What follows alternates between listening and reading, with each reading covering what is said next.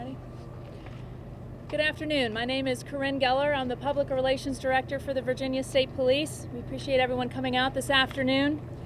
To get started, first and foremost, on behalf of the Virginia State Police, Captain Tim Ribel, Lieutenant Curtis Hardison, First Sergeant J.P. Cushell, and on behalf of the Accomack County Sheriff, Todd Godwin, as well as the Accomack County Commonwealth's Attorney, Gary Agar, we want to express our sincere appreciation to the residents of Accomack County. The residents here have been so supportive and patient through what has been a very extensive and arduous process of investigating these arsons. We especially thank our Eastern Shore residents for all the calls and tips. We've received over 1,200 tips in the past 5 months related to these crimes.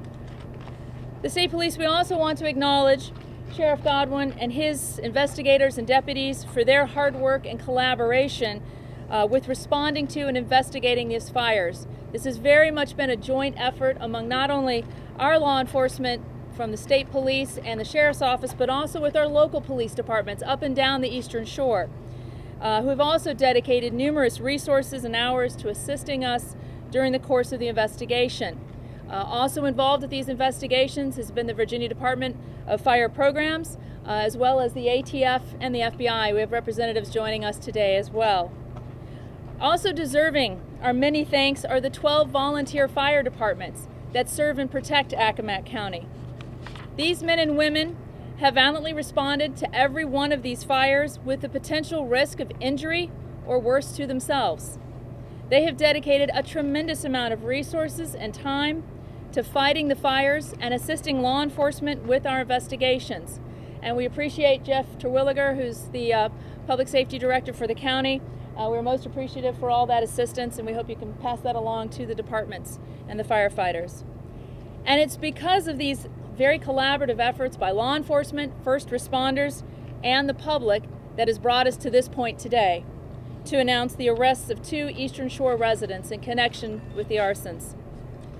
Tanya S. Bundick and Charles R. Smith III, who also goes by the alias of Charles Applegate, both of Parksley, were taken into custody for questioning this morning by State Police. Through the course of the investigation, a minivan was observed in connection with last night's fire on Airport Drive in Melfa. And that fire was reported about 11:40 p.m. last night. Shortly after midnight this morning, a state trooper and a sheriff's deputy initiated a traffic stop on that minivan at the intersection of Airport Drive and Route 13. Bundick and Smith were taken into custody without incident. Based on evidence collected since this morning and during the course of the investigation over the past 5 months, we are confident that Bundick and Smith are responsible for the majority of the fires set since November 12th of last year. All of the fires have targeted abandoned or vacant properties, residential and commercial structures, and we've been very, very fortunate that no one was injured in any of these arsons. As of this afternoon, Bundick and Smith have been charged each with 1 count of arson and 1 count of conspiracy to commit arson in connection with last night's fire in Melfa. Now, in consultation with Mr. Agar, the Commonwealth's Attorney for Accomack County, additional charges for the remaining fires will be forthcoming very soon. Both suspects are now being held without bond here at the Accomack County Jail. They are set to be arraigned tomorrow, Wednesday, in Accomack County Circuit Court. Now, this is really just the beginning of the end. As we move from the search and stop mode, so to speak, we're moving into the investigative analysis and a prosecutorial process. These arson cases are still under investigation, and we now have a very complex prosecution ahead of us due to the sheer number of arsons these 2 people are responsible for setting. And we are still interested in hearing from the public if they have any information about Bundick or Smith in relation to these arsons, or still if people out there have any information about the arsons in general. And we encourage folks to still call or text the Accomack County tip line, which is 757-655-1437. And at this time, I'll take some questions from the media. Why are you just a sec? How did they find the van last night? Why last night with that van, in particular with that fire last night? It was based on the investigations that we had going on overnight. As you know, for the past 5 months, we've had state police, we've had the Accomack County Sheriff's Office and other local agencies working together in the overnight hours.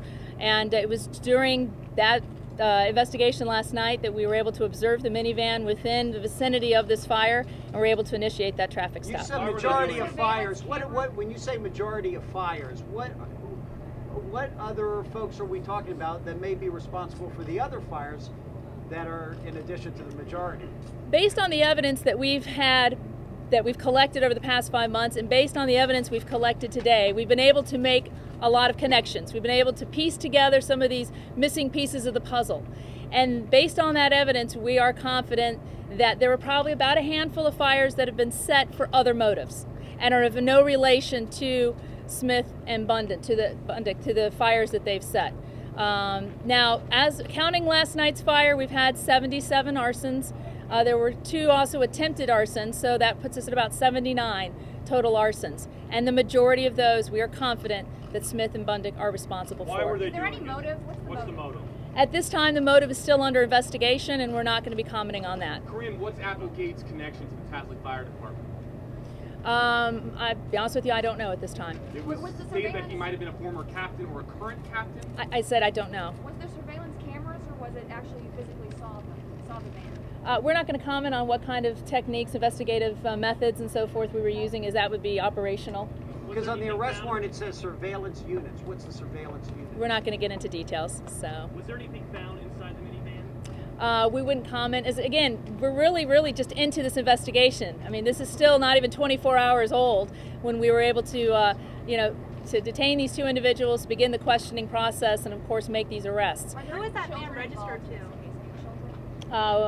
We're not going to comment on that. So. In the arrest warrant it says the passenger provided a statement related to the involvement of the accused, Ms. Bundick, in additional fires in Accomack County. What did Smith Applegate tell you about his involvement in the fires? We're not going to get into that. But Smith, or was that somebody else? The 2 occupants in the car were Smith and Bundick. Yes. Did they admit to setting the fires? We're not going to get into those kind of details at this time. That van, who was that registered to? Honestly, I don't know. The investigators would have that information. I just don't have that information. Mr. Smith is 38 years old, and Bundick is 40 years old. Were Both the residents of suspects Park ever Slope. in touch with investigators, with a police or letter email correspondence? No, there had been no contact prior to this morning. had you had your eye on them before? I mean, had investigators thought about these 2 before as being the potential arsons? I mean, we've as I mentioned, we had 1,200 some tips coming in, and the community was just tremendous in the amount of information they provided us.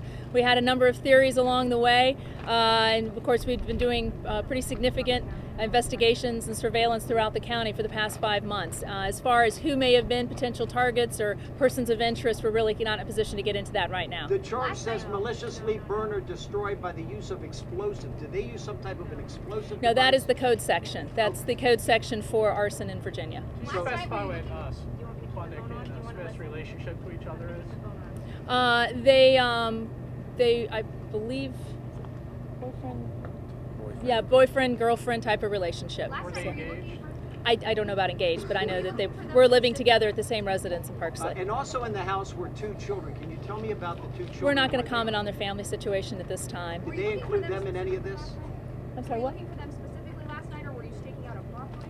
Or was it We're not going to get into our operational and surveillance techniques at this time. fully cooperative? I understand they came in here without handcuffs. I'm not sure about that, but I mean, they went into custody without incident. So, and I said we've spent most of the day questioning Mr. Smith. Yes. You mentioned the van being close to where the fire was last night. Are we to conclude that you found them because you found the van, or were you looking for them and they happened to be in that van? Because one seems to be coincidence and the other seems to be intentional. Well, as I said, we've still got a lot of investigation to do, and of course, the prosecutions. We're really not in a position at this time to get into those specifics. That'll probably play out later on as the investigation continues. Additional charges. Yes. Would we know more additional before his arraignment tomorrow? Probably not. There's a judicial process that has to take place, but we're very confident that there will be a significant number of charges to come. Corinne, is there any evidence that she included the 13-year-old son in any of these arsons? No. Yeah. Was there a reason she was charged first? No. The reason she was charged? No. either one of them have an attorney present? You guys are questioning them today? I don't know if they've been appointed or taken counsel or not yet. I don't have that information. So. Could you or the Was Smith sheriff? working for the fire department during this at all? Paisley? You mean during the course of these fires? Yes. No, he was not a member of any fire department in the county during the course of the past 5 months. So. Corinne, could you or the sheriff comment on the local impact and perhaps a sense of relief as this appears to be ramping up? Sheriff, do you want to speak? You sure? Well, as you can imagine, and as I did say, you know, especially our fire departments. I mean, every night, every other night practically, and some nights 2 to 3 fires a night for 5 months. Law enforcement, first responders have been responding, you know, to these incidents, and our biggest fear and frustration was the fact that, you know, the potential threat for someone to be injured and potentially killed was there with every fire, whether it be a firefighter or a first responder investigator, or worse yet, a local resident. Our concern all along was that one of these vacant or abandoned structures may appear on the outside to be vacant, but there may have been somebody inside. So that was one of, obviously, a driving factor for us to make sure that you know, we pursued this case relentlessly with as many resources as we could put forth to it, and put a stop to it. Ray, do you have any reason to believe that there are any additional suspects out there? Could there be more arsons in the weeks to come? I mean, is this definitely the end in your opinion, or do you think that there's others out there that could be also responsible for the 77 arsons we've experienced? Well, as I said, right now we are confident that these 2 individuals are responsible for the majority of those fires, and based on the evidence we've been able to collect over time and through this morning, we've been able to determine there's probably about a handful that were set for other motives unrelated to Smith and Bundick.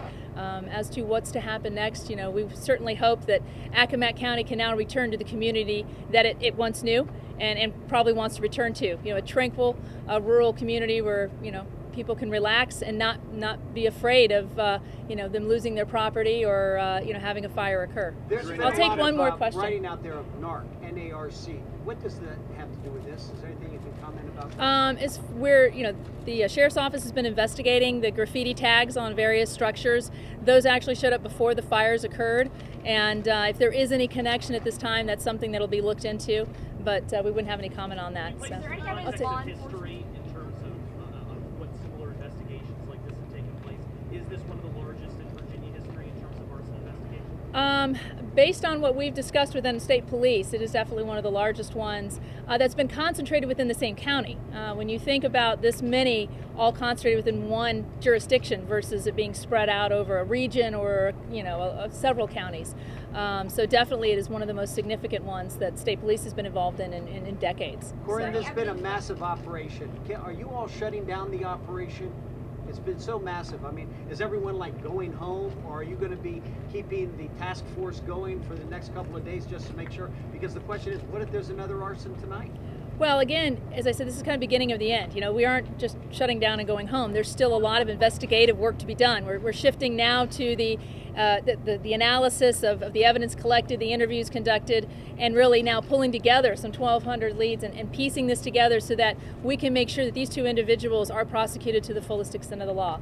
Folks, that's all we've got for right now. And if we have any more information, we'll give it out. We do not have a mugshot yet, but when I do get that, we'll email that out to everybody. Okay? Thank you, guys. Appreciate it. Corinne. Yeah, that's no problem. C-O. If you guys need spelling, C-O-R-I-N-N-E-G-E-L-L-E-R. Oh, I'm sorry.